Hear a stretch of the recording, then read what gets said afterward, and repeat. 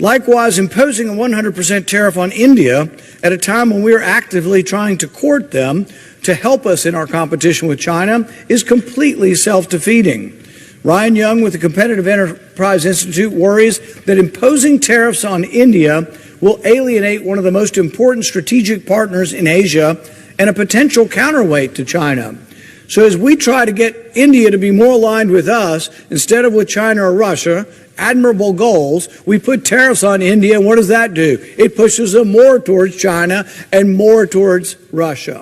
American senator ने कहा कि भारत पर 100% टैरिफ लगाना ऐसे समय में पूरी तरह आत्मविरोधी है, जब हम चीन के साथ अपनी प्रतिस्पर्धा में मदद करने के लिए सक्रिय रूप से भारत को अपने साथ लाने की कोशिश कर रहे हैं।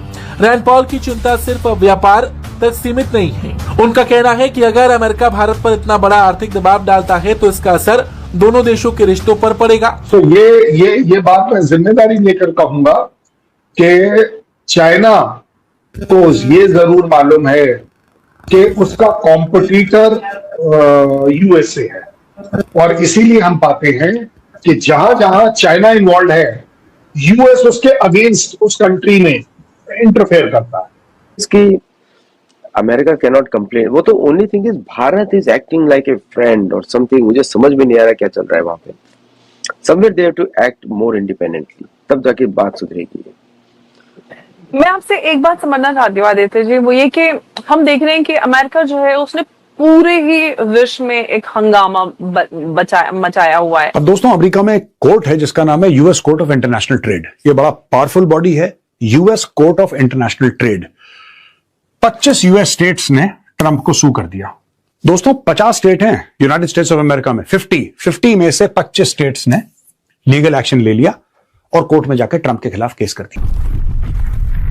नमस्कार दोस्तों, जय हिंद। जैसा कि आज की क्लिप में आपने देखा, अमेरिका ने भारत समेत रूस से तेल खरीदने वाले देशों पर दबाव बढ़ाने की तैयारी कर ली है। अमेरिकी सीनेट ने 86 के मुकाबले सिर्फ 11 वोटों से एक अहम बिल को मंजूरी दी है। इस प्रस्ताव के तहत भारत समेत चीन पर आने वाले सामान पर 100% तक अतिरिक्त टैरिफ लगाया जा सकता है। अमेरिका का मकसद साफ है, रूस की तेल से होने वाली कमाई पर चोट करना और उसकी युद्ध क्षमता को कमजोर करना। दिलचस्प बात यह है कि इस बिल को दोनों प्रमुख अमेरिकी पार्टियों जैसे कि रिपब्लिकन और डेमोक्रेट्स का समर्थन मिला है। हालांकि भारत के लिए अभी तुरंत कोई टैरिफ लागू नहीं हुआ है। सीनेट से मंजूरी मिलने के बाद अब बिल हाउस ऑफ रिप्रेजेंटेटिव्स में जाएगा। अगर वहां इसे मंजूरी मिलती है तो अंतिम फैसला राष्ट्रपति डोनाल्ड ट्रंप के हाथ में होगा। तो चलिए दोस्तों, चलते हैं आज की वीडियो की तरफ।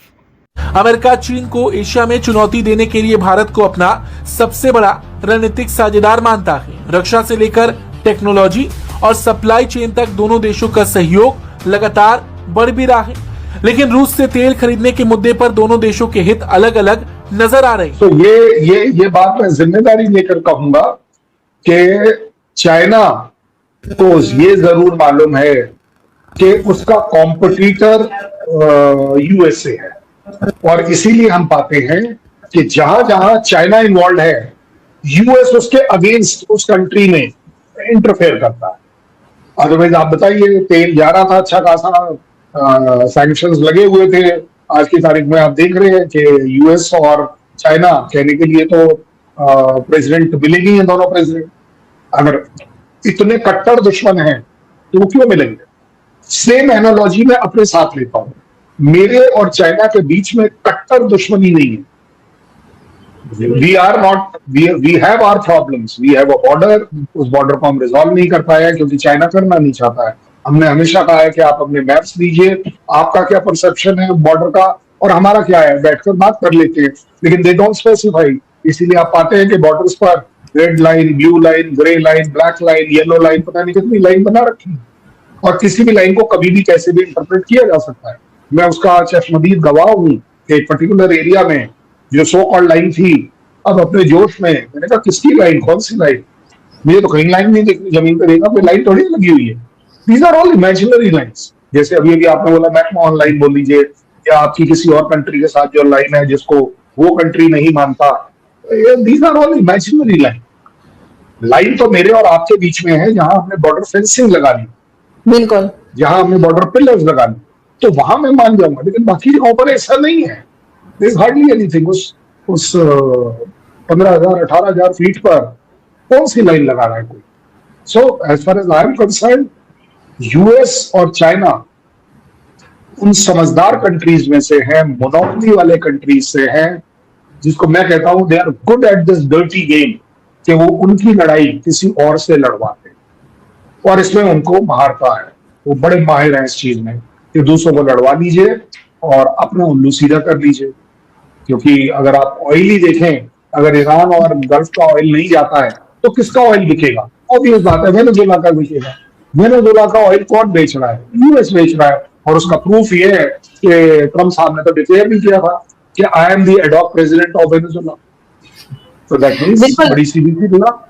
लेकिन सर, इस रीजन के लिए जिसमें हमारी कंट्री है, आपकी है, और ईरान है या चाइना भी है, इसमें भारत और चाइना की दरमियान टेंशन ना हो, ये कितना इंपॉर्टेंट है? क्योंकि आप लोगों के बीच में जो टेंशन रहती है, आप लोग की चले ठीक है गोली नहीं चलती, लेकिन बारह लड़ाई तो रहती है। और इसी तरीके से ईरान में भी जब तक पीस नहीं होगा, इस रीजन में पीस नहीं आ सकता। वो तो आपको पता ही है कि किस तरीके से बिहेव करता है ईरान अगर उसके ऊपर अटैक हो। अब दोस्तों, अमेरिका में एक कोर्ट है जिसका नाम है US court of international trade. ये बड़ा पावरफुल बॉडी है, US court of international trade. 25 US states ने ट्रंप को सू कर दिया। दोस्तों, 50 स्टेट हैं यूनाइटेड स्टेट्स ऑफ अमेरिका में, 50 में से 25 स्टेट्स ने लीगल एक्शन ले लिया और कोर्ट में जाकर ट्रंप के खिलाफ केस कर दिया।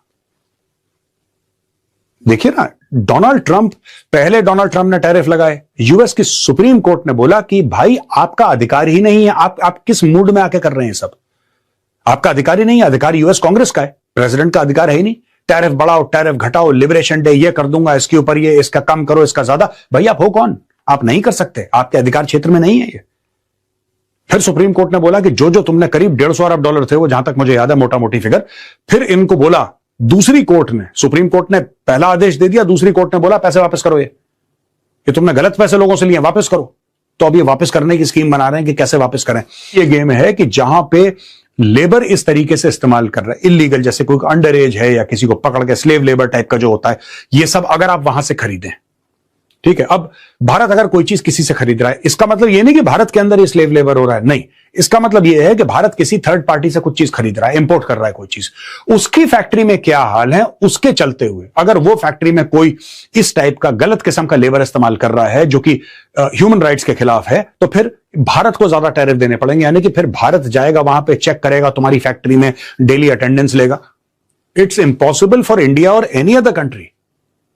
कोई भी मुल्क ऐसे मॉनिटर नहीं कर सकता। आप टर्म्स एंड कंडीशंस डाल सकते हैं कि साहब आपके देश में ये नहीं होगा, ये नहीं होगा। पीठ पीछे फैक्ट्री में कौन है, क्या है, नोबडी नोज।